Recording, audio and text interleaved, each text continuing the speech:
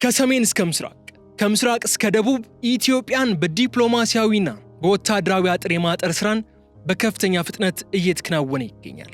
ግብጽ በሶማሊያ በኩል የጦር ሰራዊቷን ለማስገባት ከፍተኛ የሆነ ጥድፊያ ላይ ትገኛለች። ኤርትራ በሰሜን በኩል ወታደራዊ ዝግጅቷን እያጠናከረች ነው። አሁን ባለፉት 2 ቀናት ደግሞ የኢትዮጵያ የቁርጥ ቀን አጋር እንደሆነች የሚነገርላት ኬንያ በግብጽ የገንዘብ ማባበያ እየተፈተነች ነው የሚሉ መረጃዎች መውጣት ጀምረዋል። በዚህ ሁሉ መሃል ደግሞ በሚቀጥለው ሳምንት አንድ ትልቅ እንግዳ አዲስ አበባ ይገባሉ። የእስራኤሉ ፕሬዝዳንት ይስሐቅ ሄርዞግ እስራኤል በዚህ የጥቅም ግጭት ውስጥ ምን ሚና ይኖራታል የሚለውን ነገር ሊያስመለክቱን ሄርዞግ አዲስ አበባ ይመጣሉ። ሄርዞግ አዲስ አበባ ይዘውት የሚመጡት የሰላም መልእክት ነው ወይስ የስትራቴጂክ አጋርነት ጉዳይ የሚለውን የምንመለከትበት ጥንቅር አዘጋጅተናል። በዚህ ዝግጅታችን እነዚህን ውስብስብ የሆኑ ጉዳዮችን እንመለከታለን። የኢትዮጵያ መንግስት ጂኦግራፊያዊ እስር ቤት ካለው ሁኔታ ለመውጣት የሚያደርገው ጥረትና ከበባውን ለማፍረስ የሚጠቀምባቸው ስልቶች ምን ይመስላሉ የሚለውን በስፋት እንመለከታለን በዛሬው የፖድካስት ዝግጅታችን። የተከበራችሁ ተከታታዮቻችን ይህ ገበያ ሚዲያ ነው። ገበያ ፖድካስት መደመጡን ጀምሯል። ሚሊዮን ሙሴ የዕለቱን የገበያ ፖድካስት መሰናዶን ወደ እናንተ አደርሳለሁ። አብራችሁን በመቆየት እንድትከታተሉን እንጋብዛለን። በፕሮግራማችን ላይ ሐሳብ አስተያየት ካላችሁ ከይዘቱ ጋር በተያያዘ መስተካከል፣ መሻሻል፣ መጨመርና መቀነስ አለባቸው የምትሏቸውን ጉዳዮች ኮመንት መስጫ ሳጥኑ ላይ አስቀምጡልን። እኛም መልእክቶቻችሁን፣ አስተያየቶቻችሁን እንደምንቀበል ከወዲሁ ለመግለጽ እንወዳለን። ታዲያ አሁን ጂኦግራፊያዊ እስር ቤት የሚለውን ተደጋጋሚ ጉዳይ እናነሳለን። ይህንን ለመፍታት የሚደረገውን ባለፉት ጊዜያት በተደጋጋሚ ገልጸናል። ኢትዮጵያ እየተከተለችው ያለችውን ብሔራዊ የሆነውን ጥቅሟን ለማስከበር እየሄደችበት ያለችውን ብልሃት የተሞላበት የዲፕሎማሲ መንገድን እንቃኘዋለን። አብራችሁን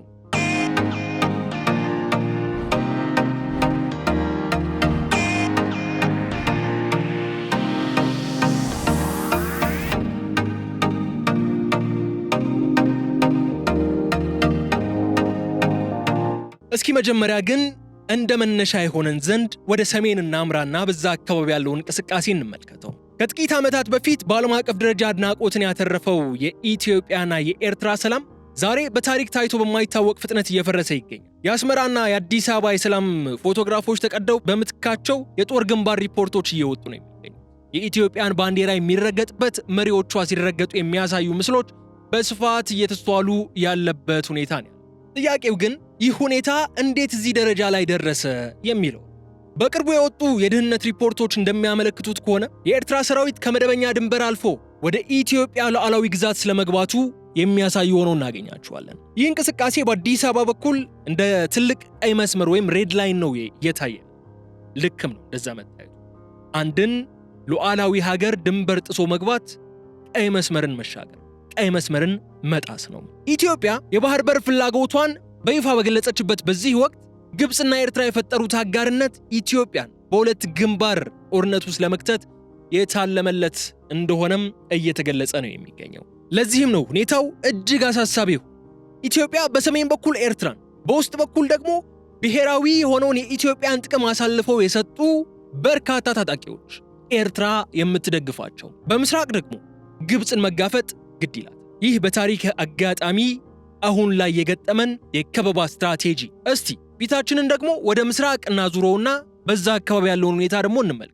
በታሪክ ታይቶ በማይታወቅ ሁኔታ ግብጽ በሶማሊያ ምድር ላይ እግሯን በጽኑ እያሳረፈች ነው የምትገኘው። በሁለት እግሯ ለመቆም እየተጣጣረች እየተጣደፈች ትገኛለች። ይህ ዝም ብሎ የሰላም ማስከበር ስራ አይደለም። ያው ግብጽ ሰላም ለማስከበር በሚል ሽፋን ጦሯን ወደ ሶማሊያ ለማስገባት እየጣረች ነው ያለችው። ይህ ዝም ብሎ የሰላም ማስከበር ተራ ሂደት አይደለም። ኢትዮጵያን በምስራቅ በኩል የመዝጋት ስትራቴጂ ነው። ግብጽ በሶማሊያ የምታሰማራቸው ወታደሮች ቁጥር እስከ 10,000 ድረስ ሊሄድ ይችላል ተብሏል። ግማሹ በታቀደው አዲሱ የአፍሪካ ህብረት ተልእኮ ስር ነው። ቀሪዎቹ ወደ 5,000 የሚሆኑት ግን ግብጽና ሶማሊያ የሁለትዮሽ ስምምነት መሰረት በተፈራረሙት ስምምነት መሰረት የሚሰማሩ መሆናቸው ተገልጿል። ግን ለምን ግብጽ ነው ጥያቄው።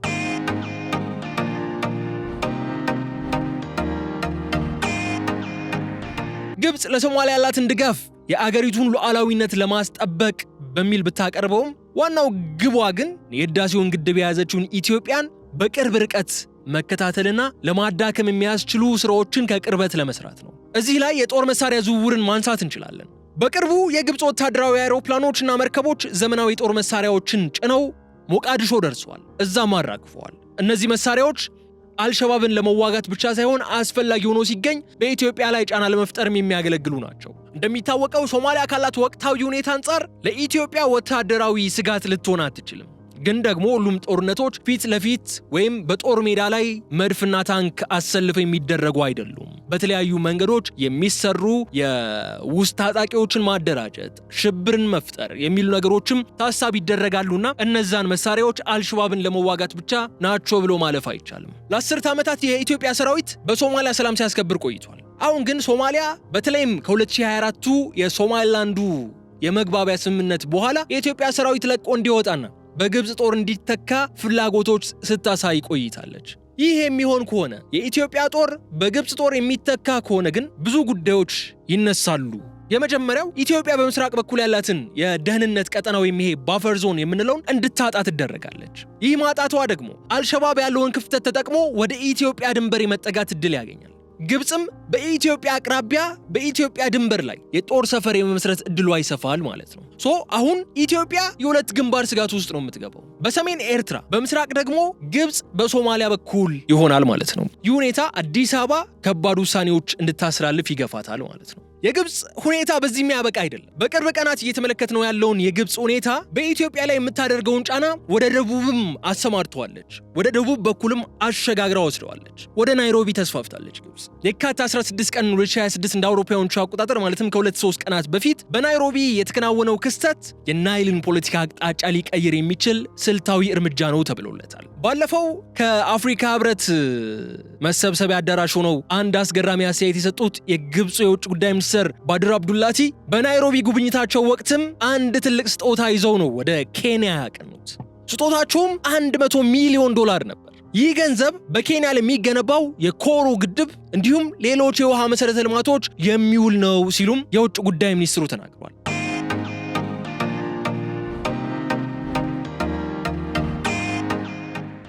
ግብጽ ምን ፈልጋ ነው ኬንያ ሄደችው? ግብጽ ምን ትፈልጋለች? ይህ ግብጽ ወደ ኬንያ ይዛው ሄደችው ገንዘብ ዝም ብሎ የተሰጠ እርዳታ አይደለም።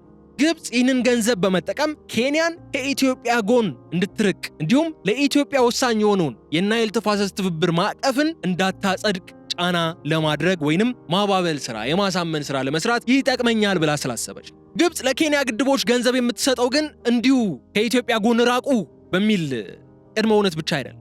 ሌላ አንድ ትልቅ ቅድመ ሁኔታን በማስቀመጥ እሱም በኬንያ የሚገነቡት ግድቦች የታችኛው ተፋሰስ ሀገራትን ማለትም ግብጽና ሱዳንን ፍሰት የማይቀንሱ መሆን አለባቸው የሚል ትልቅ ቅድመ ሁኔታን በማስቀመጥ ይህ ማለት ደግሞ ግብጽ በኬንያ የውሃ ፕሮጀክቶች ላይ የመቆጣጠር ስልጣን ወይም ቬቶ ፓወር እንዲኖራት የሚያደርግ ስውር ስምምነት ነው። ኬንያ ይህ አሁን ያለችበት ሁኔታ ደግሞ እጅግ አስገራሚ ያደርገዋል። በአንድ በኩል እንደምናውቀው ነው ከኢትዮጵያ ጋር ጥልቅ ወታደራዊና ኢኮኖሚያዊ ትስስር አለ።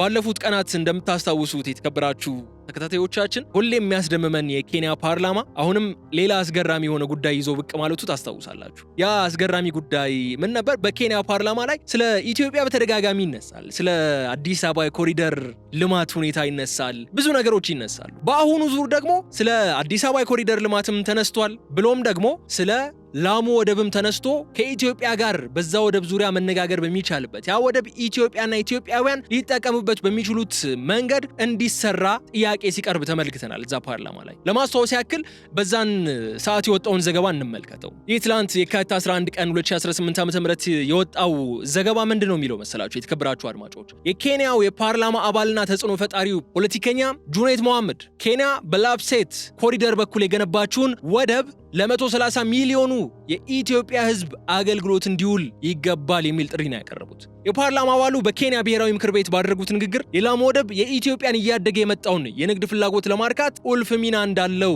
ገልጸዋል። ያን ወደብ ለኢትዮጵያ ሕዝብ በሚፈልገው መንገድ እንዲገለገልበት ልንሰጣቸው ይገባል የሚልም ነው ሐሳብ ያነሱት ጁኔት መሐመድ። ፖለቲከኛው በአፍሪካ ህብረት ስብሰባ ምክንያት ብቻ ወደዚያ የሄዱ ብዙዎች አዲስ አበባ እንዴት እንደተለወጠች አይተዋል ሲሉም የተደመጡ ሲሆን አዲስ አበባ ባለፉት 10 ዓመታት ባነሰ ጊዜ ውስጥ ያሳየችው ለውጥም አስገራሚ መሆኑን ገልጿል። ከዚህ ጋር በተያያዘ ኬንያ እንደዚህ አይነት ዝንባሌዎች የምታሳይ ሀገር ሆና ሳለ ግብጽ እነዚህን ዝንባሌዎችን ለማጥፋት ነው ኬንያ ከኢትዮጵያ አጠገብ ለማራቅ ኬንያ ለኢትዮጵያ ልታደርገው የምትፈልገውን የውስጧን መሻት እንድትገድብና ከግብጽ ጎን እንድትሰለፍ ለማድረግ በገንዘብ በድጋፍ በሎቢ በማድረግ በማሳመን የተለያዩ ስራዎችን ጥረቶችን እያደረገች ያለችው።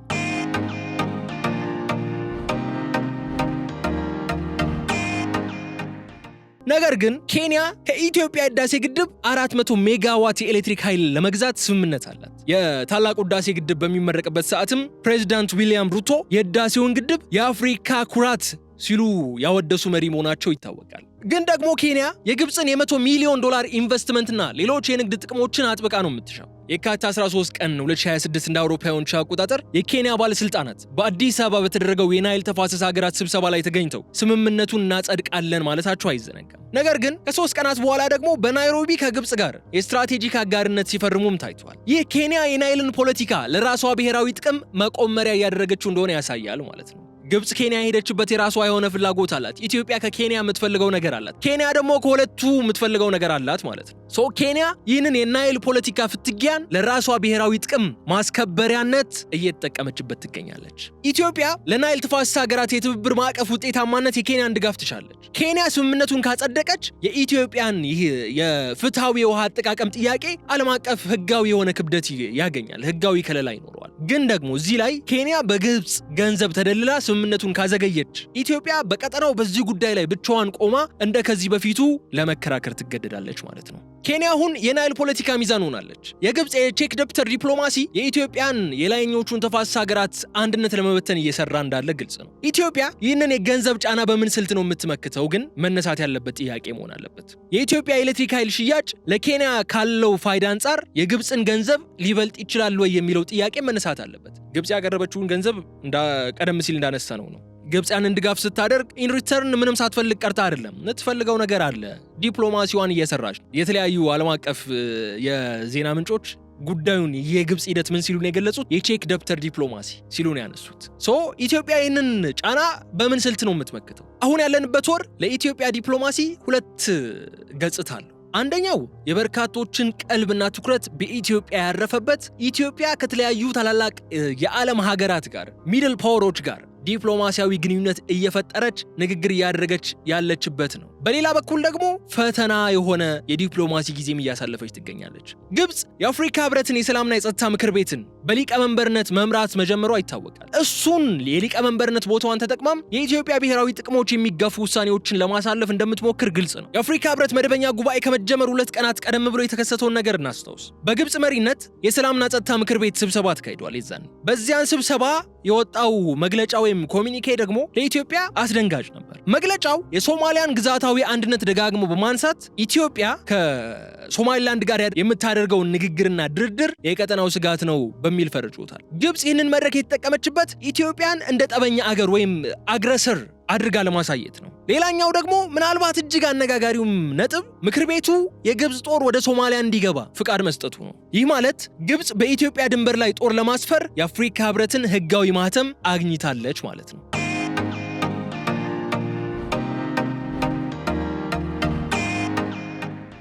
በዚሁ ስብሰባ ላይ ግብጽ ሌላ ስልታዊ እርምጃ ወስዳለች። በሱዳን እየተካሄደ ባለው የእርስ በርስ ጦርነት ግብጽ የሱዳን ጦር ወይም ይሄ SAF የምንለውን እንደ ብቸኛ የሽግግር መንግስት እንዲታወቅም ጫና አድርጋለች። ይህ ለኢትዮጵያ አደገኛ ነው። ግን ለምን አደገኛ ሆነ ነው?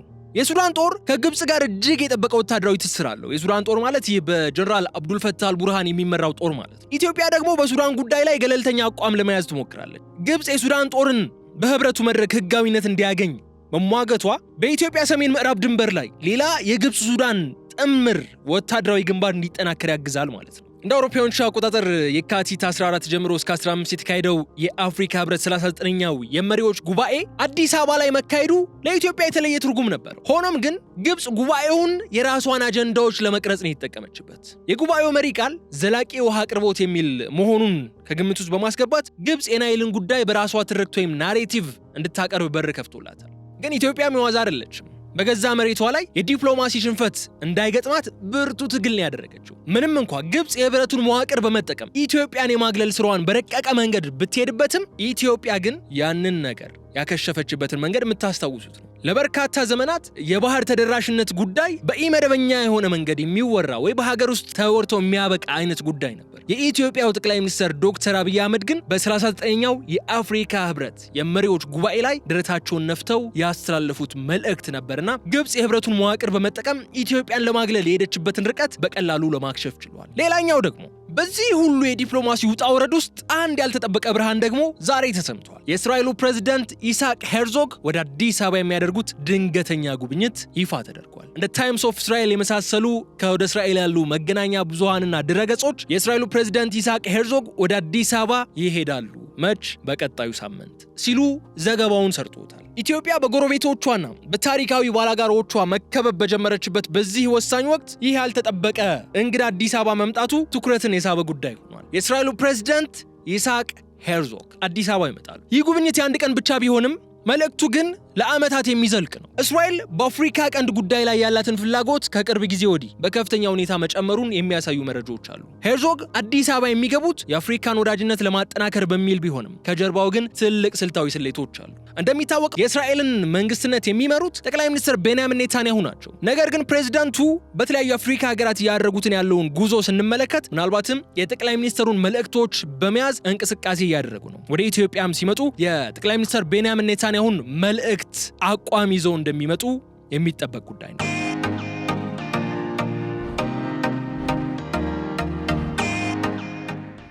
እስራኤል ከጥቂት ወራት በፊት ማለትም የፈረንጆቹ ዓመት 2025 መገባደጃ ላይ ለሶማሊላንድ እውቅና መስጠቷ ይታወሳል። ያ እውቅና ሶማሊያና ግብፅን ክፉኛ ማስቆጣቱ ይታወሳል። ሶማሊያና ግብፅን ብቻ ግን አይደለም ክፉኛ ያስቆጣው። እዚሁ መጥቶ የነበሩት የቱርክ ፕሬዝዳንት ረሲፕ ጣይብ ኤርዶሃንም በዛ የእስራኤል ውሳኔ ደስ አለመሰኘታቸውን በጠንካራ ቃላት ገልጸዋል። አልደበቁትም። በይፋ ነው የገለጹት። በድጋሚ ለዛው እስራኤል ወደ ኢትዮጵያ ስትመጣ ምንን አልማ ሊሆን ይችላል የሚሉ ጥያቄዎች እናንሳ። አንደኛው የቀይ ባህርን ቁጥጥር ሊሆን ይችላል። እስራኤል የባበል መንደብን ስልታዊ ጠቀሜታ ጠንቅቃ ታውቃለች። ግብፅ በሶማሊያ በኩል ያላትን ተጽዕኖ ስታሰፋ፣ ቱርክም ተመሳሳዩን ስታደርግ፣ እስራኤል ደግሞ ከሶማሊላንድ ጋር በመተባበር የግብፅና የቱርክን የአካባቢው መስፋፋትና የበላይነትን ለመመከት ትፈልጋለች። እዚህ ላይ ደግሞ በአካባቢው ላይ ቁልፍ አጋርን ከፈለገች ማን እንደ ኢትዮጵያ አለ? ኢትዮጵያን መምረጧ የሚያጠያይቅ አይደለም። ሌላኛው አንድ ሶስት ማዕዘንም አለ። የሶማሊላንድ ኢትዮጵያና እስራኤል ሶስት ማዕዘን። ኢትዮጵያ ለባህር በር የምታደርገው ጥረት ከእስራኤል የጸጥታ ፍላጎት ጋር ይገጥማል። ስለዚህ ሄርዞግ በአዲስ አበባ መገኘታቸው እስራኤል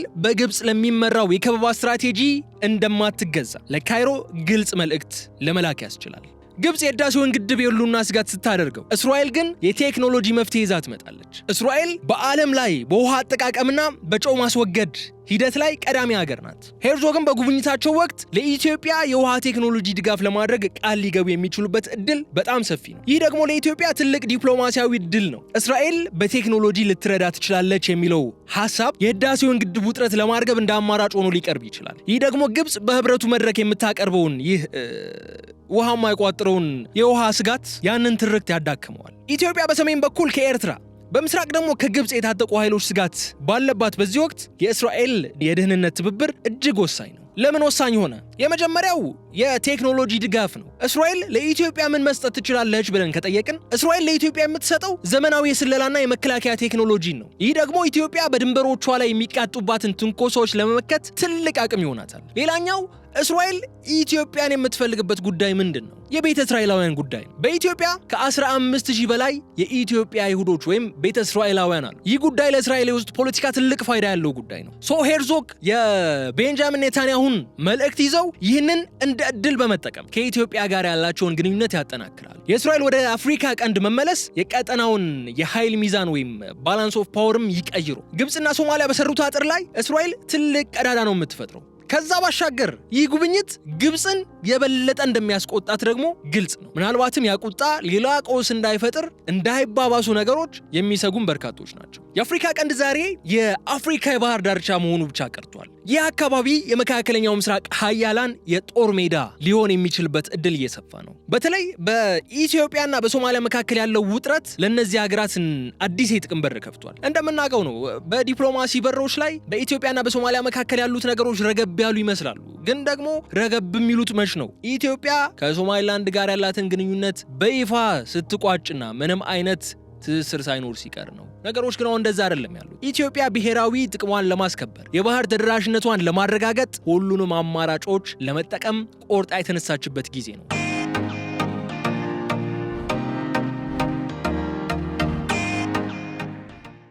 ትላንት እንዳነሳነው ሆቢዮ ሊሆን ይችላል አማራጩ፣ ወይንም በርበራ ወይንም አሰብ አይታወቅም። ስለዚህ ኢትዮጵያ ሁሉንም አማራጮች እየተመለከተች ባለችበት በዚህ ወቅት የአፍሪካ ቀንድ የጦር ሜዳ ለማድረግ የሚታትሩ ኃይሎች ስለመኖራቸው ደግሞ ጥያቄ ውስጥ መግባት የሌለበት ጉዳይ ነው። ቱርክ በሶማሊያና በኢትዮጵያ መካከል ያለውን ውጥረት ለማርገብ ከፍተኛ ጥረት እያደረገች ነው። ፕሬዝዳንት ሬሲፕ ጣይብ ኤርዶዋንም በአዲስ አበባና በሞቃዲሾ መካከል የጀመሩት ይህ የዲፕሎማሲ ሂደት አንካራ ፕሮሰስ ጥሩ መሻሻሎችን አምጥቷል። ጥሩ ነገሮችን አስመልክቶናል። ግን ቱርክ በሶማሊያ ትልቅ የጦር ሰፈር አላት፣ በኢትዮጵያ ደግሞ ትልቅ የኢኮኖሚ ባለሀብት ናት።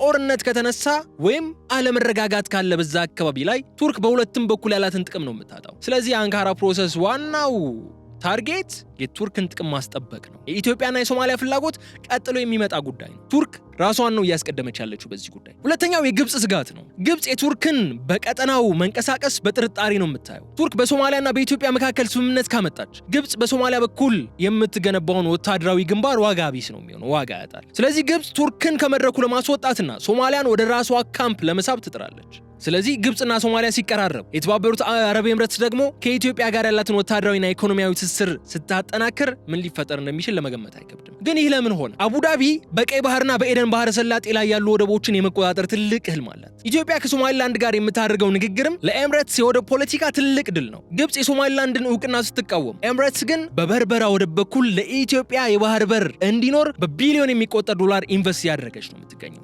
በዚህም ከጥር 2024 ጀምሮ ኢትዮጵያና ግብጽ ሁለቱም የብሪክስ አባል ሀገራት መሆናቸው ይታወሳል። ይህ መድረክ ሁለቱ ሀገራት በጦርነት ፋንታ በውይይት እንዲፈቱ ችግራቸውን ጫና ሊፈጥር ይችላል ተብሎ ተስፋ ተጥሎበታል። ሆኖም ግን ግብጽ ብሪክስን ለልማት ወታደራዊ አጋርነቷን ደግሞ ለኢትዮጵያ ከበባ እየተጠቀመችበት እንዳለች መሬት ላይ እየተመለከት ነው ያለው ጉዳይ ነው። ኢትዮጵያ በበኩሏ ደቡብ ትብብርን የምንለው ሳውዝ ኮርፖሬሽን በማጠናከር የግብጽን ጫና በቻይናና በሩሲያ በኩል ለመመከት እየሞከረች ነው። በዚህም ብሎ በዛ ግን እነዚህ ሁሉ ነገሮች ምንድነው የሚያመጡት? የአፍሪካ ቀንድ ጉዳይ የአካባቢው ሀገራት ብቻ መሆኑ እንደቀረ ነው የሚያሳዩት። እያንዳንዱ የዲፕሎማሲ እርምጃ ከጀርባው የሀያላን ሀገራት ፍላጎት አለበት። ቱርክ ስምምነት ትፈልጋለች፣ ግብጽ ከበባን ትፈልጋለች፣ ኤምሬትስ ደግሞ ወደብን ትፈልጋለች። የአካባቢውን ቁጥጥር ይፈልጋሉ ሁሉ። ኢትዮጵያ በዚህ ሁሉ የጥቅም ማዕበል ውስጥ እንዴት ነው ራሷን ችላ የምትቆመው? እንዴት ነው ብሔራዊ ጥቅሟን የምታስከብረው? ኢትዮጵያውን ያለችበት ሁኔታ ስትራቴጂክ ፔሸንስ በማለት ሊገለጽ ይችላል። በአንድ በኩል ጦርነትን መሸሽ ነው፣ በሌላ በኩል ደግሞ ብሔራዊ ጥቅም ሲደፈር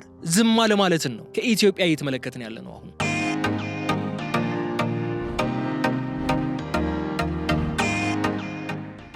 ኢትዮጵያ የህዳሴውን ግድብ እንደ ግዙፍ ጦር መሳሪያ ሳይሆን እንደ ቀጠናዊ የትስስር መሳሪያ አድርጋ ነው እየተጠቀመች ያለችው። እንዴት አትሉም? ለኬንያና ለጅቡቲ በቅናሽ ዋጋ የምታቀርበው ኤሌክትሪክ ኃይል አለ። ይህ ግብጽ በገንዘብ ልትገዛው የማትችለው ስልታዊ ትስስር ነው። ግብጽ ለኬንያ $100 ሚሊዮን ስትሰጥ፣ ኢትዮጵያ ደግሞ ለኬንያ የረጅም ጊዜና አስተማማኝ ኃይል አቅርቦት ነው የምትሰጠው። ይህ ኢነርጂ ፎር ፒስ ወይም ኃይልን ለሰላም የሚባለው ስልትም የጎረቤት ሀገራትን በኢትዮጵያ ላይ የሚቃጣውን ማንኛውንም የጥላትነት እርምጃ እንዲጠነቀቁ ያደርጋቸዋል። ለምን? ጥቅማቸውን ስለሚያጡ እነሱ። ኢትዮጵያ የናይል ተፋሰስ ትብብር ማዕቀፍን በይፋ ስራ እንዲጀምርና የናይል ወንዝ ኮሚሽን እንዲቋቋምም ከፍተኛ ግፊት እያደረገች ነው። ግብጽ ከዚህ በፊት በተደጋጋሚ ሁኔታ ታሪካዊ መብት እያለች የምታቀርበውን ይህ የቀኝ ግዛት ስምምነት ኢትዮጵያ በፍትሃዊ አጠቃቀም ህጎች እየመከተችው ነው። ስምምነቱ ሙሉ በሙሉ ስራ ሲጀምር ደግሞ ግብጽ በሌሎች ሀገራት ላይ ያላትን የቬቶ ስልጣን በዓለም አቀፍ ህግ ፊት ዋጋውን ያጣል። ይህም ለኢትዮጵያ ትልቅ የሆነ የዲፕሎማሲ ድል ይሆናል። ግን ደግሞ ሁሌም ዲፕሎማሲ ብሔራዊ ጥቅምህን ፍላጎትን ሊያስከብር አይችልም። ዲፕሎማሲው ብቻ በቂ ካልሆነስ? ኢትዮጵያ ወታደራዊ አቅሟን እያሳደገች እንደሆነ በተግባር እያሳየች ነው። ካለፉት ጦርነቶች በኋላ የኢትዮጵያ መከላከያ ሰራዊት በዘመናዊ ድሮኖች፣ በከባድ መሳሪያዎችና ልዕለ ኃያል በሆነ የአየር ኃይል በከፍተኛ ሁኔታ ተጠናክሯል። የኢትዮጵያ ፖለቲካዊም ሆነ ወታደራዊ መሪዎች ማንንም አንወርም፣ ነገር ግን ድንበራችንን የሚነካ አናሳልፍም፣ ነክቶም አያርፍም የሚሉ ንግግሮች ለኤርትራና ለግብጽ ግልጽ ማስጠንቀቂያዎች ናቸው። የኢትዮጵያ ጦር በሶማሊያ ድንበርና በሰሜን ግንባር ላይ የሚያደርገውን እንቅስቃሴ ጠላቶች ቀይ መስመሩን እንዳያልፉ ለማድረግ የታለመ የማስገደጃ ዲፕሎማሲ አካልም ነው። እዚህ ላይ ኢትዮጵያ በሚገባ የምታውቀው አንድ እውነት አለ። ጠላቶች የሚገቡት በውስጥ ስንጥቅ ነው። በውስጥ ያሉ ችግሮች፣ ግጭቶች፣ አለመግባባቶችና አለመረጋጋቶች በውይይት ለመፍታት የሚደረገው ጥረት ከውጭ ለሚመጣው ከበባ ትልቁ ምላሽ። ይህ ይሆን ዘንድም ብሔራዊ ምክክር ለማድረግ የተለያዩ ጥረቶች እየተደረጉ ነው የሚገኙት።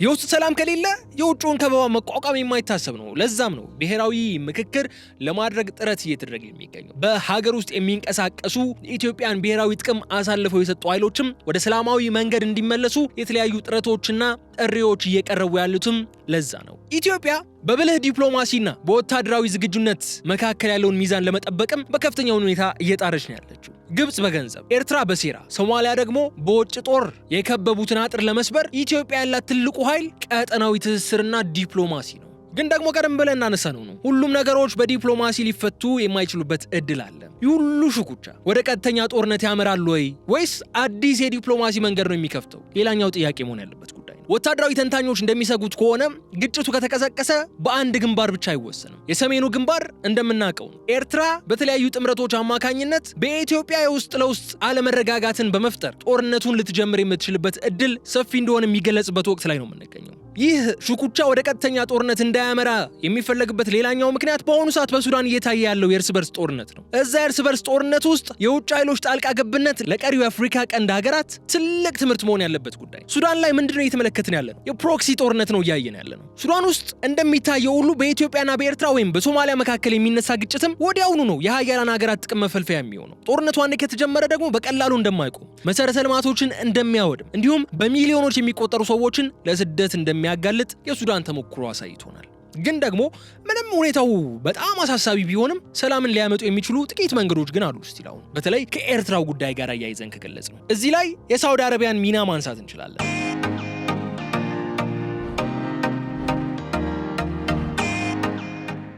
ሳውዲ አረቢያ በቀይ ባህር ላይ ያላትን ጥቅም እንዲደፈር አትፈልግም። ስለዚህ በግብጽና በኢትዮጵያ መካከል ገለልተኛ አሰራቂ ሆና የመቅረብ ፍላጎት አላት። በተመሳሳዩ በኤርትራ በኩልም እንደዛው መሰል ሁኔታዎች ሊፈጠሩ ይችላሉ። ሌላኛው የአሜሪካና የቻይና ጫና ነው። ሁለቱም ሀያላን ሀገራት በቀጠናው ትልቅ ኢንቨስትመንት አላቸው። ጦርነት ጥቅማቸውን ስለሚጎዳ በዝግ በሮች በኩል ከፍተኛ የዲፕሎማሲ ጫና እያደረጉ እንደሆነ ይነገራል። በተለይም የፕሬዝዳንት ሄርዞግ ጉብኝት አዲስ የድርድር በር ሊከፍት የሚችልበት ተስፋም አለ። ባለፈው ኢትዮጵያ ለኤርትራ የላከችው ደብዳቤና ለእስራኤሉ ፕሬዝዳንት የምታደርገው አቀባበል የወደፊቱን አቅጣጫም ይወስናል። ኢትዮጵያ ወታደራዊ እርምጃ ከመውሰዷ በፊትም ዲፕሎማሲው እንዲሰራ የመጨረሻ እድል እየሰጠች እንደሆነም ሊሰመርበት ይገባል። በተለይም ከኤርትራ በኩል እየመጡ ያሉት ትንኮሳዎችና ሉዓላዊነትን የመድፈር አካሄዶች ኢትዮጵያ አሁንም ዲፕሎማሲ እንዲሰራ የመጨረሻውን እድሏን አሟጣ እየተጠቀመች እንደሆነ የሚያሳዩ ናቸው። እየወጡ ያሉ መረጃዎች የሚያሳዩት የኤርትራ ጦር ሉዓላዊውን የኢትዮጵያን መሬት ጥሶ እንደገባ ነው። ከዛ ባሻገርም የኢትዮጵያን ብሔራዊ ጥቅም አሳልፈው ከሰጡ ኃይሎች ጋር የመስራት ሁኔታም እንዳለ እየተገለጸ ነው። ባለፈውም የኢትዮጵያው የውጭ ጉዳይ ሚኒስትር ለኤርትራ አቻቸው በላኩት ደብዳቤ ላይ ይህንን ጉዳይ በግልጽ አስፍረውታል። ታጣቂዎች የማደራጀትና ሉዓላዊ ግዛታችን ጥሶ የመግባት አዝማሚያዎች አሉ የሚለውን ነገር በግልጽ አስፍረውታል። ምንም እንኳ ይህ ጉዳይ ራስን ለመከላከል በሚል ወደ ጦርነት ለመግባት በቂ ምክንያት ቢሆንም ኢትዮጵያ ግን ስቲል ነገሮችን በጠረጴዛ ዙሪያ ለመፍታት ነገሮችን በንግግር ለመቋጨት ዲፕሎማሲያዊ በሯን ሳትዘጋ እየጣረች ያለችበት ሁኔታ ነው ያለው። ከዚህ ባሻገር በኢትዮጵያ ዙሪያ የተዘረጋውን ወታደራዊ፣ ኢኮኖሚያዊና ዲፕሎማሲያዊ አጥር በዝርዝር ተመልክተነዋል። ስለዚህ አሁን ቆም ብለን ወደ ኋላ ስንመለከት የምናየው አንድ ትልቅ ሀቅ አለ። የቆየው የአፍሪካ ቀንድ የኃይል ሚዛን ለዘላለም ተቀይሯል። ኢትዮጵያ አሁን ያለችበት ሁኔታ በታሪኳ ካጋጠሟት ታላላቅ ፈተናዎች አንዱ ነው። ግብጽ በሶማሊያ በኩል ወታደራዊ ጫና እያሳደረች ነው። ኤርትራ በሰሜን በኩል የውስጥ አለመረጋጋትን እየመራች ነው። ኬንያ ደግሞ በገንዘብ ተደልላ በሁለት ቢላዋ እየበላች ባለችበት በዚህ ወቅት አዲስ አበባ ብቸኛ መስላ እየታየች ነው። ነገር ግን ነገሮች የሚያሳዩት ደግሞ ሌላ እውነታን ነው። ኢትዮጵያ ይህንን ከበባ ለመስበር የያዘችው ስልት ይህ የዜሮ ድምር ወይም ዜሮ ሳም ፖለቲካ ሳይሆን አብሮ የመልማት ወይም ኮ-ዴቨሎፕመንት ስልት ነው። የህዳሴው ግድብ 5000 በላይ ሜጋዋት የኃይል ማመንጨቱ ኢትዮጵያን የቀጠናው የኃይል ማዕከል ያደርጋታል። ግብጽ ገንዘብ ስትሰጥ ኢትዮጵያ ደግሞ መብራት ትሰጣለች። ገንዘብ ያልቃል። እንዲህ አይነት መሰረተ ልማቶችና ሀብቶች ግን የዘመናዊ ኢኮኖሚ የደም ስር ናቸው። ሌላኛው የናይል ተፋሰስ የትብብር ማዕቀፍ በይፋ ስራ መጀመሩ የግብጽን የዘመናት የቬቶ ስልጣን በህግ ፊት ያከስመዋል። ያም ኢትዮጵያ ብቻዋን እንዳትሆን የታንዛኒያ፣ የኡጋንዳ፣ የሩዋንዳ፣ የቡሩንዲ ድምፅ ከኢትዮጵያ ጎን እንዲሆን ያደርገዋል። ይህ የላይኞቹ ተፋሰስ ሀገራት አንድነትም የግብጽን የመዝጋት ስልት ያከሽፈዋል ማለት ነው።